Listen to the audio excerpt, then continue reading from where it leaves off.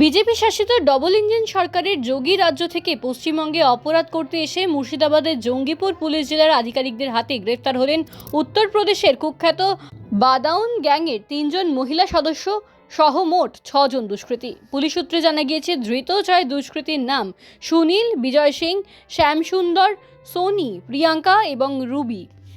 ধৃতদের বয়স 23 থেকে 38 বছরের মধ্যে। ধৃত 6 দুষ্কৃতীদের মধ্যে 3 পুরুষ দুষ্কৃতীর বাড়ি উত্তরপ্রদেশের বাদাউন জেলার বিভিন্ন গ্রামে। 3 মহিলা দুষ্কৃতীর বাড়ি উত্তরপ্রদেশের এটাওহা এবং জালাউর জেলায়।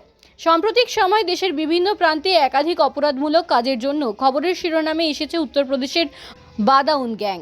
পুলিশ সূত্রে খবর, এই দুষ্কৃতী দলের সদস্যরা মূলত বিভিন্ন দেশি হাতিয়ার ব্যবহার করে বড় বড় সোনার দোকান বা ব্যবসায়ী প্রতিষ্ঠানে লুটতরাজ বা ডাকাতি করার জন্য দেশে কুখ্যাত হয়ে উঠেছে।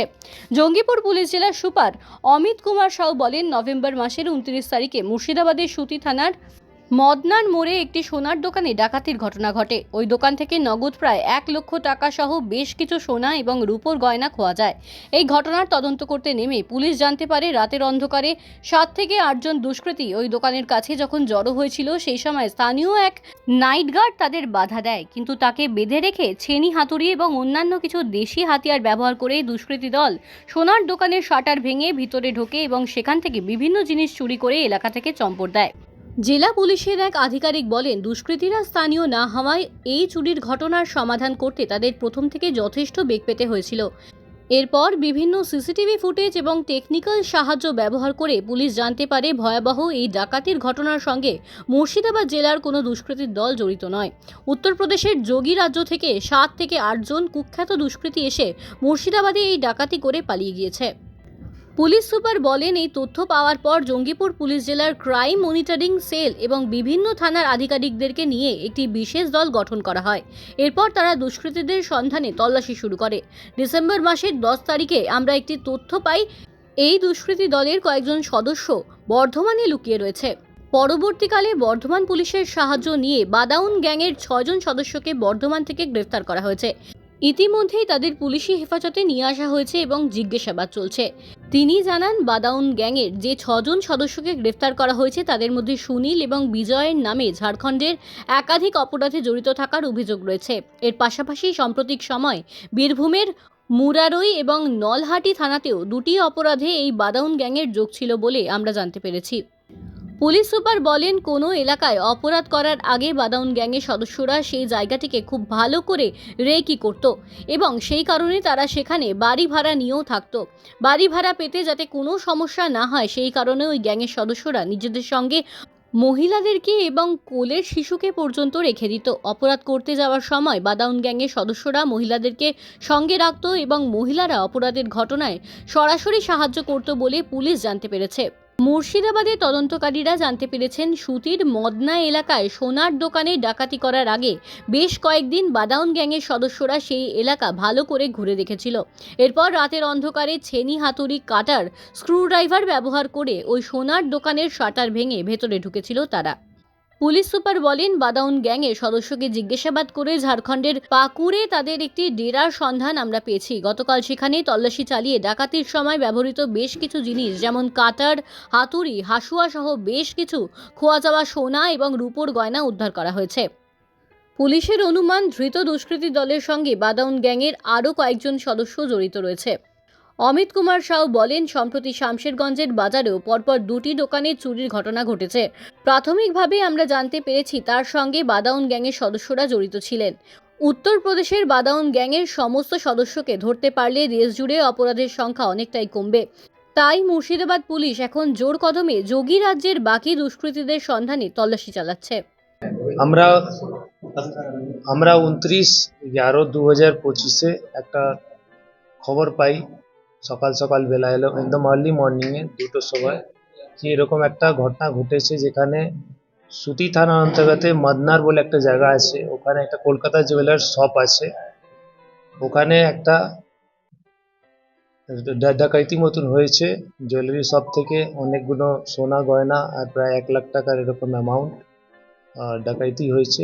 কিছু 7-8টা লোক এসে ওরা এই ক্রাইম ঘটিয়ে চলে গেছে। এর মধ্যে একটা নাইট গার্ড ছিল ওই এলাকার, ওকে বেঁধেও রেখেছিল, বেঁধে এইসব ক্রাইম সব করে চলে গেছে। তো তারপরে আমাদের নিজের সুতি থানার টিম, আমাদের সিএমসি যে ক্রাইম মনিটরিং টিম, আমাদের এসওজি টিম পুরো ওই দিন থেকেই লেগে উঠলো। আমরা কেস রেজিস্টার করলাম, করে ওই দিন থেকে আমরা লেগে থাকলাম।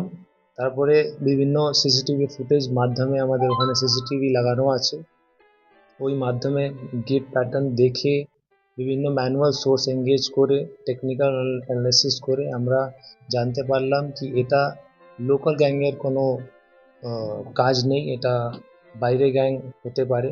তারপরে ভালো করে অ্যানালিসিস করে আমরা জানতে পারলাম বিভিন্ন জায়গা থেকে, আমাদের ম্যানুয়াল আর টেকনিক্যাল সোর্সেস মাধ্যম থেকে এটা বদায়ু গ্যাং হতে পারে, ফেমাসলি নোন অ্যাজ বদায়ু গ্যাং।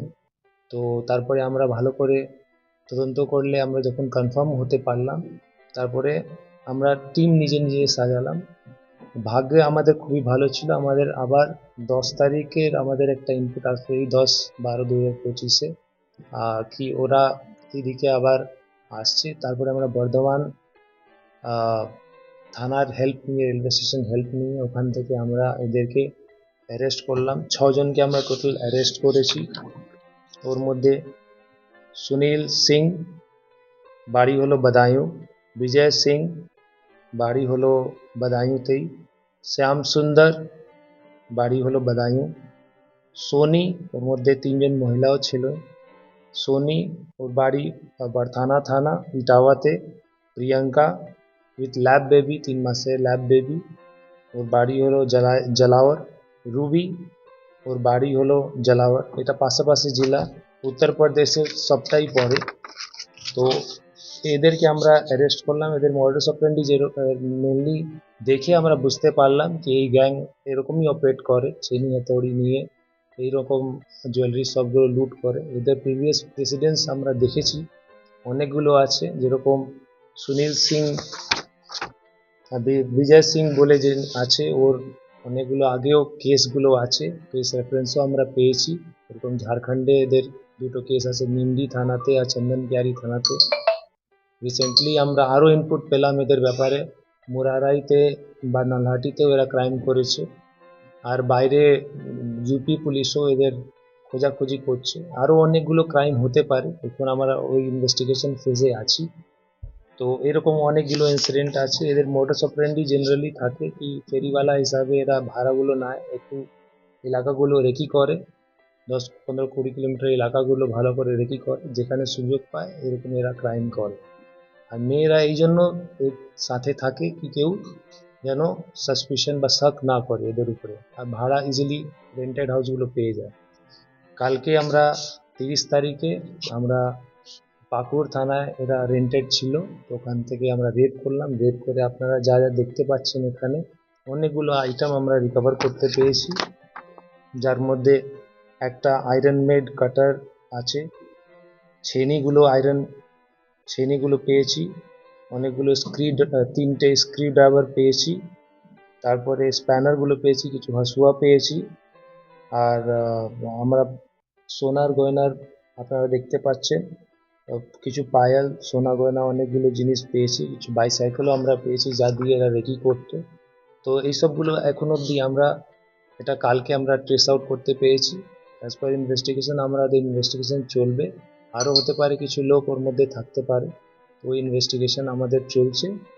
আর আশা করি আমরা আরও ভালো এই বদায়ু গ্যাং যেটা কাজ করে ওটা স্টপ করতে পারবো, যেন আমাদের ওয়েস্ট বেঙ্গলে আমাদের এলাকাতে এরকম ক্রাইম যেন না ঘটে। আমাদের যে এলাকাবাসী আছে যারা বিজনেস করে বা যারা বাড়িতে থাকে, আমাদের এলাকাবাসী আছে শান্তিভাবে সুস্থভাবে থাকতে পারে।